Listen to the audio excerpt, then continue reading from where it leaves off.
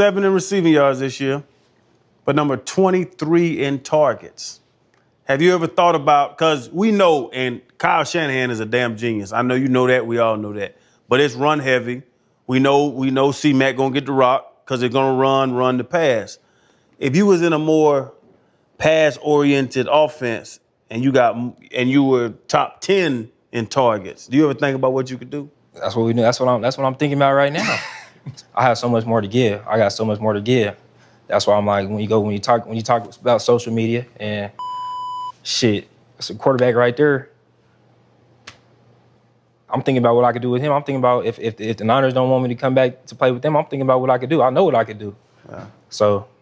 And you could thrive as that X in a true X. True X. True X. Put him over there by himself, one-on-one, and let him go to work. If you had to guess, we're going to say guess, right now, what uniform is Brandon AIYUK wearing in 2024? If I were to take a guess, probably a Niner uniform. Probably a Niner uniform. I mean, if not a Niner uniform, probably a Washington Commander uniform. What it do, baby? It's your boy Enrico, and I'm back again. This time I came to holler at y'all about the Brandon AIYUK situation and all the scuttlebutt that's going on out there in San Francisco, whether if he gonna get traded or not. Now look, man, y'all just heard a man say out his own mouth. Look, man, and look, I ain't want to hear nothing else after he said Washington Commander. I cut the video though. I cut the video right there. I didn't want him to say Pittsburgh. He said San Francisco 49ers, or if not, Washington Commanders. You feel me? So I ain't want to hear nothing else. Shout out Pittsburgh Steelers. He mentioned y'all too. But I cut that off. I ain't want to hear that. I was, boom. Once I heard Washington Commander, I was stuck. I was trapped right there. I couldn't think about nothing else. So look, man. Brandon AIYUK, he put it out there. Now, one of my homeboys, one of my good men, he a Niners fan. He had some inside information. He told me they already offered him. They got a deal on the table right now for AIYUK. 4 years, 112, 28 to 30 a year. 78 to 80 guaranteed. Now, if that's true, that's a fair deal. I'm not even gonna lie. That's a fair deal. And if Brandon AIYUK truly wanted to stay in San Francisco and be a part of a winning Super Bowl contender, he would take that deal. He would take that deal, you know, and potentially missed out on a couple $1 million here and there, but he would take that deal because that's a fair deal. That's a deal that would keep him in San Francisco, keep him around a winning culture. Obviously a place that he's comfortable with. He's been his whole career so far. So that's a fair deal. But he probably can get a little more. And at the end of the day, we out here talking as fans, as spectators, talking about people money, talking about, yeah, here's a couple million, bruh, these are real people with real lives. Like, which one of y'all listen, or I'm including myself, none of us will be like, oh yeah, I mean, if I know I can get these millions, but I don't have to, it's okay, I don't have to. If we know it's possible, extra millions on the table for whatever the hell we're doing, we're going to try to exhaust every option to get them extra millions. I don't care what the hell we do. I don't care how much money we have. It's never too much money for somebody with money. It's never too much money with somebody that don't have money. So for us to expect for him to easily just not try to, take advantage of every million he can get, of all the money he can get, that's foolish. This man, this is his first time getting a bite at the apple. You never know what's going to happen. He might not never get a bite at the apple, at least being on the level he's on now. So for him to exhaust every option to make sure he get what he deserves, that he feel like he deserves, and what he's entitled to, I have no problem with that, man. Now, Channing Crowder. What the hell wrong with you, dude? Like, for real, dude. You done did a lot of questionable shit in the past. And, I haven't made a video about you, nothing like that. I done had my conversations in the private with my folks or whatever. You done said some questionable shit, my boy. You got to tighten up. But that shit you said about AIYUK asking to be on the show, that was disgusting, my boy. And I don't think you did it on purpose. I don't really think you was thinking like exactly what you were saying when you were saying, and that's part of the problem with you. You don't be thinking. It seems like to me that when you talk, you just be talking sometimes, and you don't really thinking about. You're not really thinking about what you're actually saying and the repercussions of that. Why would you say, Brandon, you asked to come on the show? I feel like it's something you want to get off the chest. Like, was something you want to say? He already said everything he basically wanted to say. He needed to say already at that point. Like, what kind of question was that? And then why would you just offer up to the world that he asked to come on the show? Now that should make him look way worse to the 49ers. I'm not going to lie.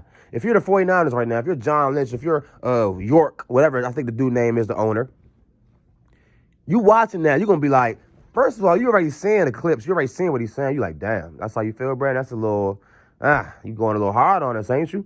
But then you hear he asked to be on the show. So you asked to come on here to come out here and air us out like that, to put us in a fucked up spot, to make us look like we ain't trying to pay you, to make us look like we don't want you. So you asked to come out here and do that now, right? So now they know that he asked to come on there and they heard what he said. So that will put a sour taste in somebody's mouth probably. Don't you think, Channing? So you just gotta like put that young man in a fucked up little position with his own team a little bit.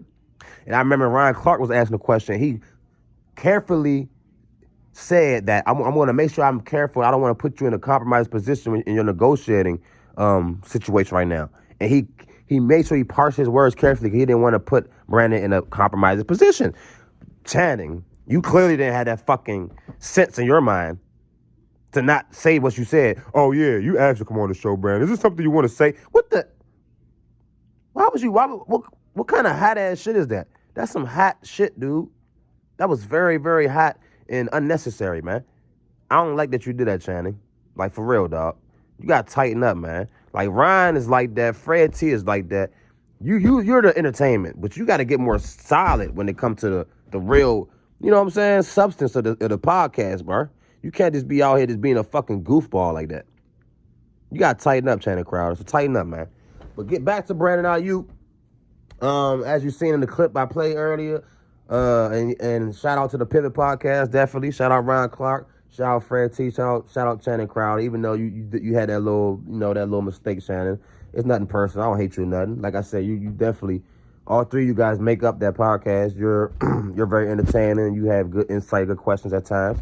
So it's no beef. Shout out to y'all, man. And as you seen, fair use to the Pivot Podcast, fair use. I don't want no smoke. So appreciate y'all fellas, man. Y'all have a great platform out there. Keep doing what y'all doing. But yeah, man, y'all heard it from the horse's mouth. Now, he clearly made it known that he doesn't really want to leave San Francisco. This is clearly just negotiating. And he even said it like, he's sure some things on their end is just like negotiating tactics. He don't think it's, they personally trying to do him wrong. But he also did say he's taking it personal. He did say he's taking it personal. And if I was in this position, I can't say I wouldn't do the same, man. Now, Brandon Ayuk is a second-team All-Pro receiver from last year. He had 1,300 yards receiving. I believe he had about like 7 touchdowns. I might be wrong with the touchdowns. And if you watch San Francisco, you know they're a run-heavy team. So you can't necessarily just look at the numbers. You know what I'm saying? And the thing about Ayuk that I love, that he actually, and that's why I know they really want him and they love him too, because he does the little things. He plays without the ball. Like, if he doesn't have the ball, he still is active. He's still involved. He doesn't mind getting his nose dirty and getting in the trenches, getting some blocks. He literally called himself an extra tackle, a extended tackle on running plays. And if you watch him, that man is a consistent blocker. And he hustles and he will run down field and block. He's a real football player. And you can't take that type of stuff for granted. Even for receivers. I know they really get paid for their catches and what they do with the ball in their hand, but that shit right there matters too, man. Especially when you with a team like San Francisco that does run the ball that much. The receivers have to get involved. The receivers, willingness to get involved can be the difference in a play going 20 yards or 50 yards. You know what I'm saying? So Ayuk does that little shit, man. He does the dirty work, and that's very, very important. That's very valued. So I know San Francisco is not looking at that lightly. Long story short, man, y'all see the connection. Y'all know what it is. Him and Jaden Daniels, it's a thing, man. They like best friends. They have a real bromance going on. Pause, like, no Diddy. Like, it look like it's a real genuine love. Just like two brothers, two good friends, man. They just really have a good connection, man, on and off the field. Obviously they care about each other. They vibe with each other, and it's like, Brandon, like, look, man, if y'all don't want to pay me, I can go to Washington. They're going to pay me, and I can play with my boy. Like, it's simple to him. He's like, look, It's either y'all gonna pay me or somebody else is. Now Pittsburgh in the mix too. Him and Pittsburgh will be spectacular. Him and Pickens together is scary. I ain't gonna lie about that. Now, if they get the quarterback situation figured out, and that if that was to happen, that would clearly be scary. But that's the question. The quarterback situation is kind of a question, even though they do have two good options. That I know he probably feel like whoever rise to the cream of the crop out of these two, I'm gonna be cool with. So I don't think he will have a problem going to Pittsburgh. We all know the Mike Tomlin little joke / connection. Like, Mike Tomlin is just automatically a respected coach, period. So he didn't need that connection or nothing like that to be enticed to go to Pittsburgh. You know what I'm saying? Pittsburgh obviously is a standard hallmark franchise in the NFL. So they always are appealing destination for anybody, you know what I'm saying? It's depending on the situation. So, shout out to Pittsburgh. I cut the little video off before he even mentioned y'all. That was kind of joke-a-leak. I was like, look, man, he said Washington Commanders. I don't want to hear nothing else after that. I'm stuck on the command. I'm stuck there. He said you want to go to the Commanders. Let's go. Let's get it. But, he mentioned Pittsburgh, so we're going to see how it shake out, man. To be honest, I do not see the trade happening this year. It's a slight possibility, like if the negotiations get very ugly and the energy just start getting so bad and, get to a point where it's like, okay, it's becoming like uncomfortable. I can see it happening. Now, I see us definitely being on the front, in the lead as far as landing AIYUK. I see us being in the lead, clearly because obviously the Jaden Daniels connection. But furthermore, I feel like our team, our organization is just in a little bit better position to offer up, players / picks. We have like young receivers that we can, kind of throw out there to them. And obviously that's not like going to be the answer long term for them. But if they were, in that situation where they just wanted to get rid of him, it became too toxic. We do have De'Ami Brown that we could throw into a trade package for them. We do have a Jahan Dotson who we could throw into a trade package for him.